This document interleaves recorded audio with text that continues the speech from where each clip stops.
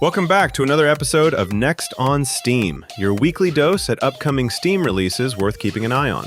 This week, we've got a long-awaited sci-fi action game set on the moon from Capcom, a massive fantasy god game sandbox from one of gaming's most controversial creators, and a rhythm game that quickly spirals into psychological internet chaos.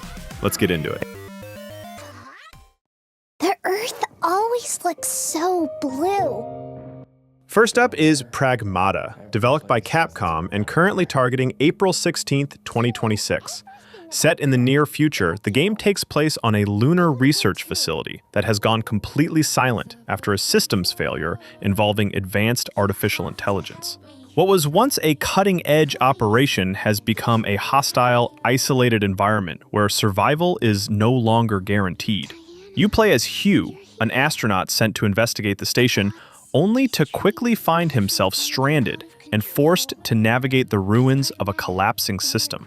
Early into the journey, he encounters Diana, a childlike android whose role goes far beyond simple companionship, especially when it comes to interacting with the environment and enemy systems. Combat is where Pragmata really stands out. Instead of just shooting enemies, you're often required to first disrupt them through Diana's hacking abilities before they can even be damaged. On paper, that kind of system sounds like it could slow things down or feel clunky, but in practice, it comes together in a way that feels surprisingly smooth and intuitive. There's a natural rhythm to switching between hacking and combat, and once it clicks, it adds a layer of strategy without breaking the flow of the action. At its core, this is a sci-fi story about isolation, dependency between human and machine, and what happens when artificial intelligence becomes the dominant force in a place designed for humans. This is aimed at players who enjoy cinematic sci-fi experiences, slower, narrative-driven pacing, and combat systems that mix action with problem-solving. Yeah, you know who you are. What do you want? I want to go to Earth.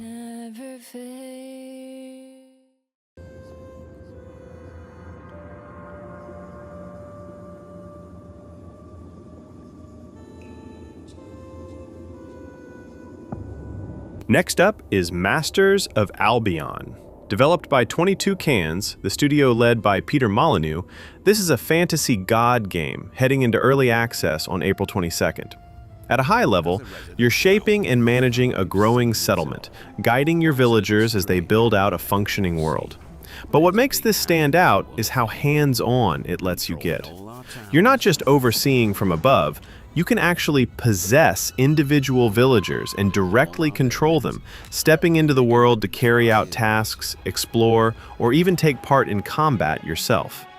That creates this interesting blend between a traditional god game and something more interactive, where you can zoom out to manage systems, then drop in and experience things on the ground level.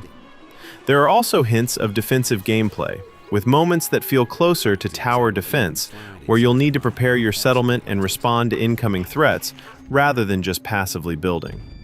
Like most Molyneux-style projects, the focus is on systems and player-driven outcomes.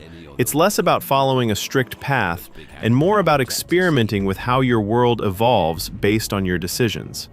This is aimed at players who enjoy deep simulation games, sandbox experiences, and the kind of emergent gameplay where things don't always go according to plan, in a good way. And come calling.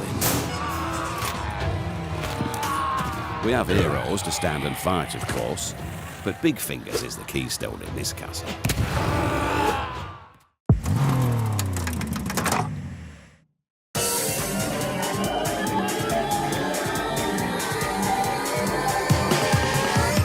And finally, we have Yunyun Syndrome? Rhythm Psychosis. Developed by Who You and published by Alliance Arts, this one is set to release in April 2026, and it is not your typical rhythm game. You play as a socially withdrawn character who becomes obsessed with a digital idol named Yunyun.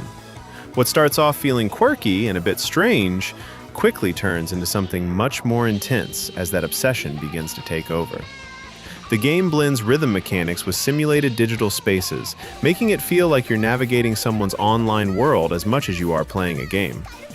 As things progress, the line between gameplay and the character's mental state starts to blur, leaning into themes of obsession, identity, and losing control.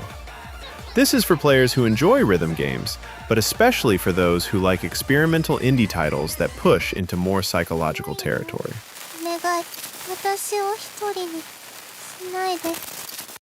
And that's going to do it for this week's Next on Steam.